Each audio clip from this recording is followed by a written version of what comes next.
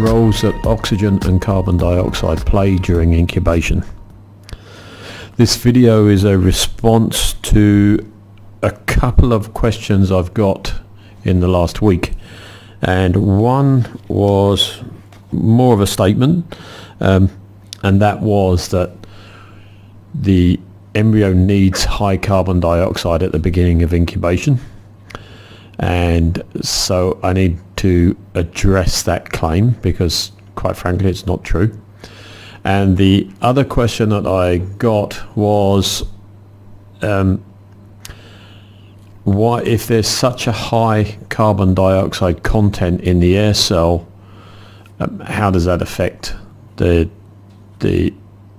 chick during the hatching process? So I'm going to cover those, but to do that I need to go back to the beginning. So let me just explain. And this is looking at oxygen requirements of the embryo. Now if you look on the table, it will be more linear than is shown here, but what you're seeing here is typically a safe option. So you'll see at the beginning of incubation, obviously the embryo is tiny, that little embryonic germ with just a cluster of cells. It doesn't need oxygen to survive, or not much oxygen, but as the embryo develops it's going to be much higher.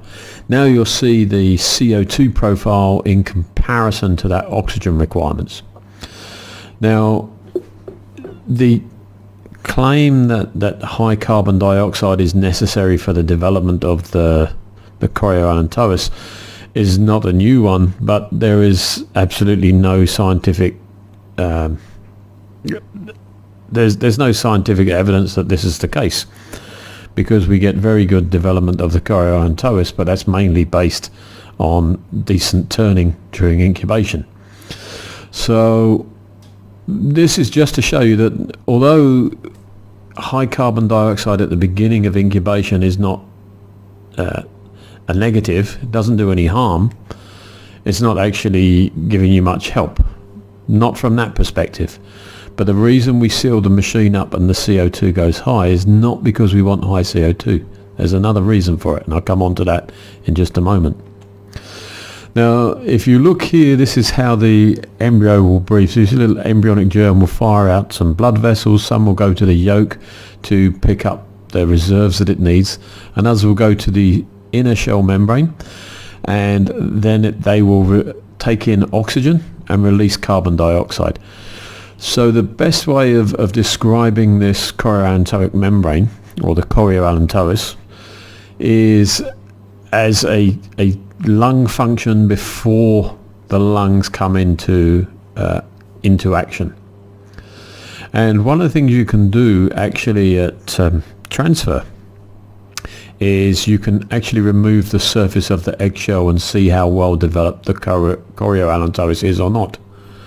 And if you want to prove to yourself whether it's high CO2 that makes the difference, or whether it's turning, for example, do one setter where you turn at a reduced angle, and do one setter with a high CO2, and you'll soon see the difference.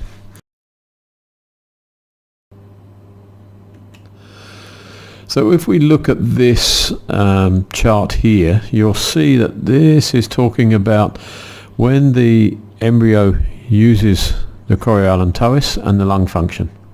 So you'll see it will push out these blood vessels, it will take oxygen from the environment here, then it will develop to encase the whole of the inside of the eggshell, and then when the embryo internally pips, the air cell will be broken into. This is 5,000 parts per million or higher in this air cell here, so very high in carbon dioxide. But if you look here, it's still using chorioallantois. So it's not really using the lung function until it externally pips. By the time it externally pips, it will close off the chorioallantois completely. And at this point, it's going to function purely on lung function. But you'll see that this is actually utilizing still chorioallantois and lung function at the same time during this period. So even though this is very high in CO2, It's not going to be detrimental to the bird because it has the other facility. Now, so why do we close that incubator up? Well, the best way I can explain this is by showing the probably the best sealed house that you can have, which is a log cabin, because they're incredibly well insulated, wood not being a very good transmitter of heat. Now, you don't need much heat inside a log cabin to keep it warm and very stable in that environment, but the moment you open a window or crack a door, then you're going to get a lot of temperature variation inside that cabin, or indeed in that incubator. So we don't want temperature variation in an incubator if we don't need to be adding oxygen. So that is the reason why we close up the incubator during the very early stages, and what the benefit of doing that is. And a lot of that is to do with the Van Hoff rule. So now the Van Hoff rule is pretty easy to understand, but it's basically the more you warm something up, the faster it reacts. And if you talk about an embryo at the very beginning, in the first 4 days, it's still very biochemical in nature. So that's going to be react quicker. So a very close or homogeneous temperature inside your incubator is going to be hugely beneficial to make sure those germs all start together. And that start is really critical. Get a good development as soon as possible, rather than later on.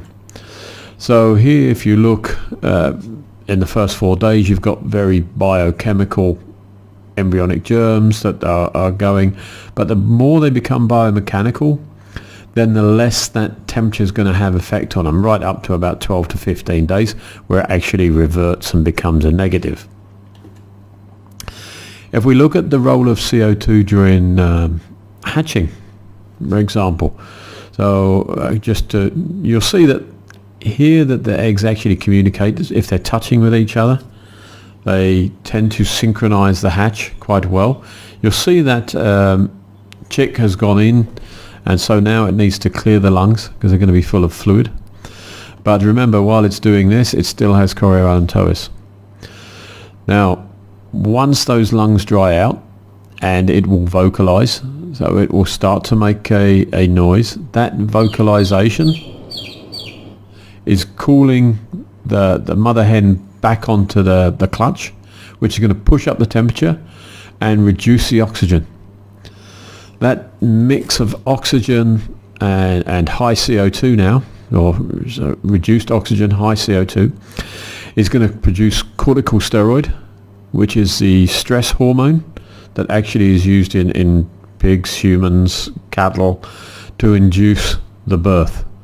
So in this case, it's going to induce that hatch to make sure they all come out together.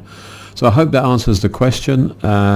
If there are any more questions, feel free to send me an email.